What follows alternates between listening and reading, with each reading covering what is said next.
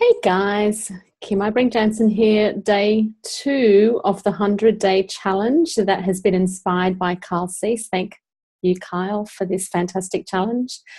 Yesterday was very interesting, so let's just see what happens today. So today what I want to talk about is something that's come up again recently that we want to kind of feel into, and it's people-pleasing and telling the truth. Now, I work with a lot of clients who have issues with that very thing, but talking from a personal point of view, this has come up recently with actually a couple of people not being happy with what I've either done or said. Now, it's been really interesting for me to go through this, and I'm really excited to share it with you because I've been able to observe this from a distance. So when I found out that these people haven't really been happy with me, I haven't taken it personally. I've just looked at it as an observation. So the first thing I want to acknowledge from taking it as an observation is that I have a memory coming up of when, I'm sorry, I'm going to bring my husband, Michael, into this. If he's watching, hi, darling, I'm just going to talk to her about something that came up a couple of months ago. While my husband was away, he rang me and was quite upset about a decision I made around the children, for example. What then happened when he expressed his disappointment or he was upset about a decision I made, I found myself going instantly into, oh no, what have I done? And this is only a couple of months ago, so it was really interesting because I went back into, oh no, what have I done? And when I did that, I instantly realized that I've done that my whole life. Whenever someone was unhappy with something I'd done, I went into, oh no, what have I done? And I thought that I was wrong. It was really interesting to go through that because I got the biggest shock of my life. Number one, realizing that I had literally done that my whole life and my whole marriage. So not his fault. It was all me that whenever anyone was not happy with what I'd done, I would then go into what have I done wrong and that I'm wrong.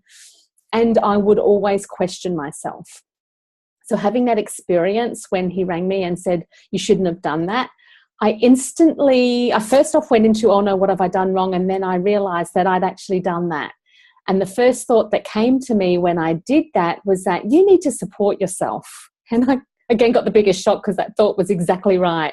I did need to support myself because I'd made that decision, and I'd made that decision with, of course, some thought process involved in that. So why did I question myself? Why did I, look at that situation and allow that to take over how I decided to, make that decision? And it was the emotion. Again, the emotions come up and I instantly go into a level of panic, which would be, oh my God, I've got it wrong. When I stopped and I said, and I got the thought, you need to support yourself, you need to support your decision, I calmly, a whole big calm came over me. And I just calmly said, you know what, I'm actually happy with my decision and it doesn't really matter if you like it or not. And it was fantastic. It was so good. And same thing has happened a couple of times in the last few days when I've found out that someone wasn't happy with something I'd done. The first thing that I think is that I'm actually really happy with what I've done, so that doesn't affect me at all. And number two, usually when someone is unhappy about something, you've heard the saying, it usually is something that's triggered them. And so unfortunately, these people have been triggered by me. Now, again, we could go into, that's not very nice. I've changed my perception around that. I used to be a people pleaser and I used to try and keep the peace. Around the work that I've done, I've actually seen that there is a purpose for people to, when they speak their truth, to honor that and support themselves. If other people get upset in the process, it actually means that it's more about the person who's getting upset and not so much about the person delivering the information. So again, I can completely separate myself away from that person being upset. And I call it being a facilitator to change. Obviously, that person who is getting upset is not happy about something. So there's really something within them that they're wanting to shift or wanting to work on or wanting to fix. But I'm just being the deliverer of that information that brings that up in them. So for you guys, it's a really good thing to acknowledge that it's okay to say what you want to say. If other people get upset, it actually is fine for other people to get upset, because that is telling that person who's getting upset that there's something they need to look into. And you're just the vessel, the vehicle to be the deliverer of information to bring that level of upset in them. It's actually not about you. Now, if you then get a rebound trigger, which is when you actually even accidentally upset someone and then you get upset in return, then it brings it back to being about us. So it's been really interesting to have this experience the last few days and to go into the observation mode of, okay, these people are upset. Yes, it's very sad that they're upset. However, I'm the vehicle. I'm just the vehicle to bring out something in them for them to acknowledge about themselves. And I'm hoping and wishing and praying for those people, for them to go within themselves and look at what it's really brought up for them. Because if they can give themselves that chance to investigate that, then they'll be able to learn something about themselves that they didn't know before.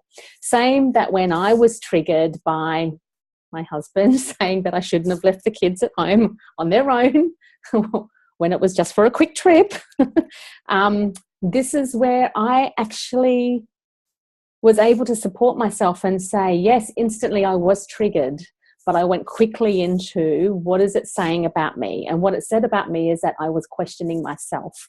And I just then had a realization that my whole life I have questioned myself. And right up until that very second, I still questioned myself. Now, this was only a couple of months ago, where I questioned myself. And I'm very grateful. See, it's not about him. It's about me. I'm so grateful for him to bring that up in me. Because yes, he triggered me and he upset me, but it made me realize that I wasn't supporting myself and that I was questioning myself. And I just decided from then on, I'm not doing that anymore. If I make a decision, I'm just going to support myself. And that's pretty much it. So day 3 of the 100 Days Challenge. This is what's happening in my life at the moment. This is what I want to share. If you've got any comments, pop them below. Otherwise, I'll see you tomorrow with whatever else wants to come out of this. See you guys.